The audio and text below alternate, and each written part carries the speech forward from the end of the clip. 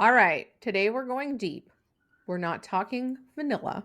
We're talking about power, giving it up, taking it, switching it up, because the real turn on isn't the kinky tool, it's what happens in your mind. It's the surrender, it's the control, the trust you hand over, or the one you grab. And the weird thing, people crave it. So buckle up. We're uncovering why dominance/submissive relationships aren't just naughty. They're human, they're psychological, and they can be addictive.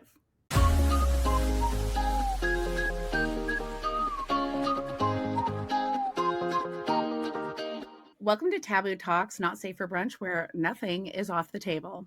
I'm Coralie, tuning in from Vancouver. My superpower is going deep down rabbit holes and getting to the real root of things. And I'm Amber. I'm based in Ontario and proudly blunt. I cut through the fluff and get straight to what matters. I'm Vicky, and I'm from Manitoba, and my magic is creating real connection because intimacy starts with trust. Grab your mimosa, your matcha, or whatever turns you on, and let's dive in. Power play isn't automatically pain or chains, things like that. It can be tone, posture, permission, anticipation. That anticipation, Yeah, that's a big one. I know. Like add a blindfold too, and you're not even sure what's coming or when it's coming, and then it stops, and you're like, "What the fuck? Come back!" Mhm. Yes. Yeah, I love the idea of and the feeling of not necessarily always being in control, but then I also think that it's really important to switch sometimes. And again, there are some people who don't switch. There are some people who are just one and only, which is okay too. But I do think that there is some power in learning the other side. So have some fun with it. Dominance equals presence. Submission equals choice. This is a consensual space for sure. Mm-hmm. Absolutely. I think too, you brought up a good point about control because I'm a control freak, and what I've learned about myself and in talking to a lot of other women who are also control freaks who might be with a partner who's not a control freak. They're a little more passive and more go with the flow than you. It's almost like, okay, I'm in control everywhere else. I don't want to be in control in the bedroom. Like Exactly that. be the boss of me. Tell me what to do. Yes, please. Yes, sir. Mm-hmm. I think the power dynamics are really interesting too, because I think that's why there are a lot of powerful people in powerful positions who are submissive Yes. in the bedroom and in their relationships. Because again, I always talk about decision fatigue. I'm exhausted. Mm-hmm. I'm exhausted. I want to make one more choice, one more decision, one more power move. I'm just over it, right? I think that's why we kind of see that. Mm-hmm. So you can have some power on either side. I think whether you are dominant or submissive energy, maybe you each pick a toy or an accessory that, suits you. I love a little game of intrigued or afraid. Why not? You can do that as like a date night though. Like go on our website, you Mm-hmm. guys. Mm-hmm.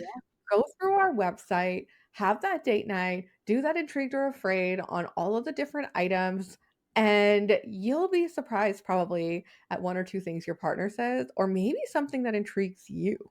Yeah. So, yeah, you can have a little fun with it, and then the anticipation of waiting for it in the mail, that's hot. Mm-hmm. And meanwhile, all you're doing is feeling your little toolkit, right? You're giving Mhm. yourself something to look forward to. I don't know. I like it too, Amber. Nice. Mm-hmm. Absolutely. So if you could hand over one piece of control tonight, what would it be? Cooking dinner.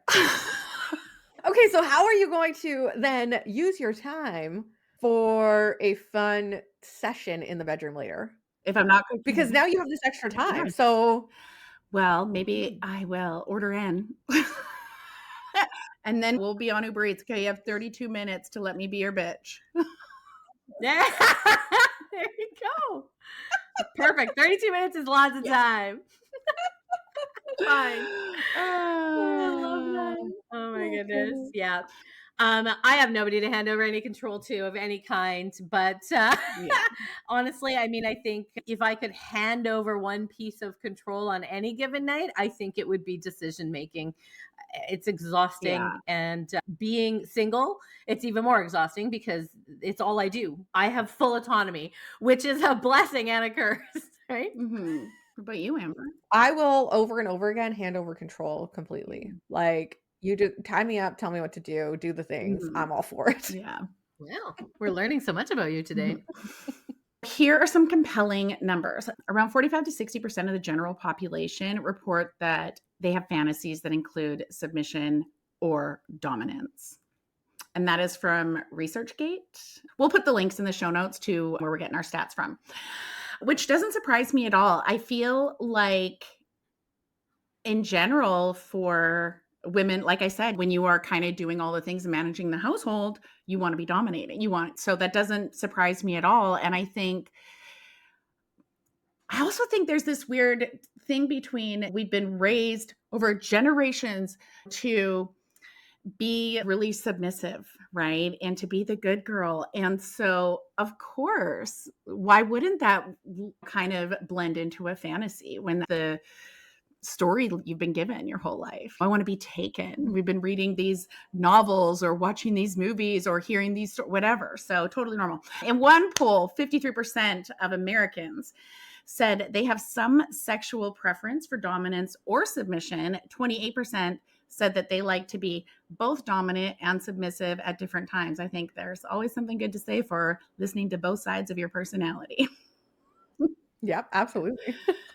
Yeah, I agree. And I think it's also important to test drive it as well, because what if one is more dominant to you, right? What if being submissive is something that really works for you? And you have to be able to share that with a partner. That's the only way that we're going to feel satisfied with our experience is, again, that my favorite word, the best C word ever, Yes. communication, is going to create a scenario where you're going to both be satisfied, and that will be conscious. Yeah.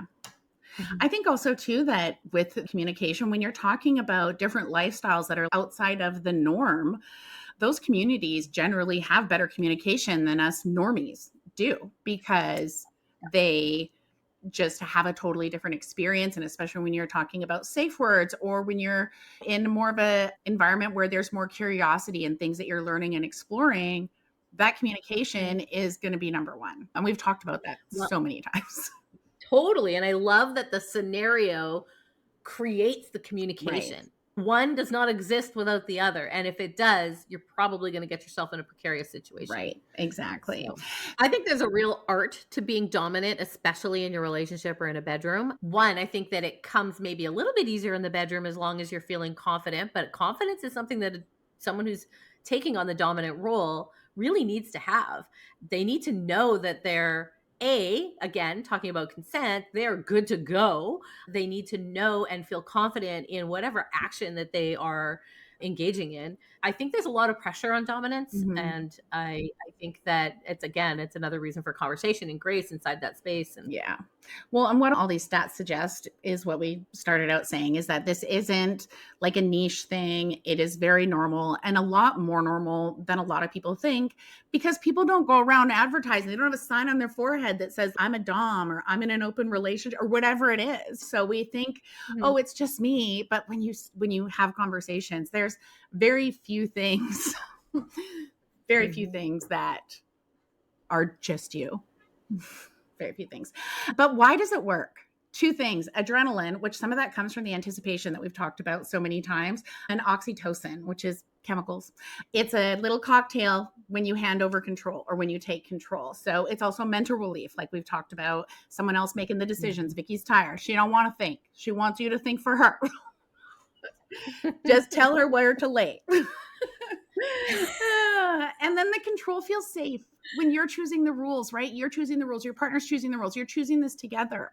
So you know it's safe. Things aren't going to go haywire. And you really are creating a safer relationship for yourself, not just in the bedroom, but because you are getting all that experience with the communication and how you're talking to each other. So interestingly, is many men lead more dominant type and many women lean more subtype, but a lot of people don't fit into that, right? So again, it's not like one is normal and one is not.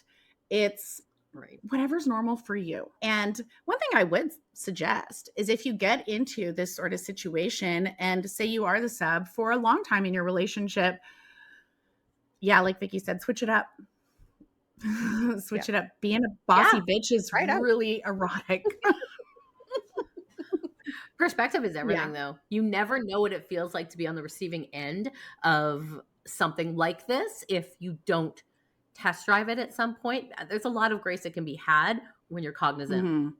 There is this myth that if you have this fantasy or these thoughts, that it is about dysfunction because of trauma in your past. And that is not a black or white thing. I mean, it's about trust, it's about authenticity, it's about connection. It doesn't mean that there's something wrong with you. Even if you had a traumatic event in your past, if this is something you crave, it doesn't mean they're linked. And it doesn't mean that there's anything wrong with you. Like I said, I think society has trained us for this. That's just me. Okay, so real talk. Do you think you lean dominant or submissive? Or maybe you switch it up. And has it always been that way? Think about it, right? If you're listening right now, which way do you feel like you lean towards? Really let it open up naturally. Maybe talk about it with your partner. Admit some things to your partner. Mhm. Does anything surprise you about the other person? How does the other person react? And a lot of times you could actually kind of figure this out by watching different movies, reading different books. What is kind of turning you on? What's leaning you towards something? And have those conversations with your partner, or watch these things or read these books with your partner. Because honestly, I feel like the 50 Shades movies really did kind of open up a lot of people's eyes to this world. Mhm. And maybe we were doing it already in the bedroom in a way, but we weren't maybe labeling it. And I think that the movies just kind of went, oh, it gave us permission Mhm. almost in Yes. a sense. Yeah. And I think that people needed to do a much larger dive into some of the dynamics around it. I think that the movies, I hope, opened up a conversation that led them into an education to put Right. them in a good space. Because I do think there were a lot of things on those movies that weren't addressed Right. and that people were like, oh, this is what women want. And it's like, Yeah. Right. it's a conversation, right? But I do Mhm. believe it opened the door and their eyes wide open. Yeah, I totally agree. I personally think that the books, I'm glad that they were written. I'm glad they went out there because it created, like you said, so much conversation. However, there was a Yeah. lot of pushback from the BDSM community because of the inaccuracies in it. And I think we need to Right. recognize that. So, yeah, if you haven't read them yet and you haven't read the smut books or anything like that, it's a nice little starter one for lesser experience, and it will probably lead you to some really cool new series. Well, and that's just it, right? It just kind of opens your eyes, but also look within your community, because I know like here we have different organizations that will run different events that opens up to, am I interested in this? They might do seminars or that kind of thing. So if that's something you're kind of curious about, I think that it's important that you go with your partner and go experience those things and watch those seminars and learn as much as you can, and then come back and have those red flag, green flag conversations with your partner, right? Was that a red flag moment? Is this a green flag moment? I completely agree. Yeah. I completely agree. I went to a Shibari event. It was a part of a larger event, but I went to a class, not where we were participating, but we were really watching. And I think what I found most intriguing and probably, well, it's me. So it was probably the hottest part of it for me was the fact that the communication when involving yourself in this activity was so incredible. The exchange of looks, the knowingness of what their partner was okay with and not okay with, and how they were feeling and when they needed to tap out. And at one point, there was just like a little tiny little tap on the other person's leg, and immediately the script changed. And I was like, it wasn't the ropes. It was the connection that was Right. like, wow, Yeah. wow. Yeah. And I would just add into that too, if you are going to take a class and if you find some in your area, find that business or person on social media and follow them, because I've had some situations with clients over the years where they've been intrigued by something. So they've attended something about it. And it wasn't that the information turned them off. It was like the teacher wasn't the right teacher for them. You know what I mean? Sometimes you really need to make sure that it's someone who vibes with you, because if you need a teacher who's going to be more like softer and explaining, then that's a class you're going to enjoy more than if you go into someone who's a lot more, say, dominant, for example, for this. You know what I mean? So before you spend your money, follow them, find them so that you know that you're vibing good, because we want you to get the best experience about any class you attend. Absolutely. Well, that's a good point, because a lot of times when somebody is like well versed in their career or what they're doing, you almost forget to drop it down to the basics Right. for some of the people Yes. who've never seen it before, or Right. experienced it before, right? Mhm. Yeah. Absolutely. Because it's just you get into your role and what you do and what you talk about. So, yeah. Yeah. Correct. Earn the trust. Yes. If you have any classes, by the way, that you recommend, wherever it is in Canada, please drop it in the comments to this or send us an email. Maybe we'll put a resource list together. All right. So before we end this today, we're going to give you some fun, little commands, ways for your partner to comply with you while you're giving them these spicy commands. All right. Are you ready? Hold still. Tell me where you want it. Don't move until I say. Not until I tell you to. Ask nicely. Anna's coming. Here's the truth. Whether you like to be in charge or let go of it, power play isn't about dominance or submission alone. It's about connection. It's about trust when one voice says, I've got you. And if you're wondering where you fall when it comes to dom, sub, or switch, just ask yourself, how do I feel when I hand over? How do I feel when I receive? Be really honest with yourself. Thanks for pulling up a seat at the Taboo Talk Not Safe for Brunch table. If today's chat made you laugh, think, squirm, or all three, do us a solid, like, follow, and leave a review.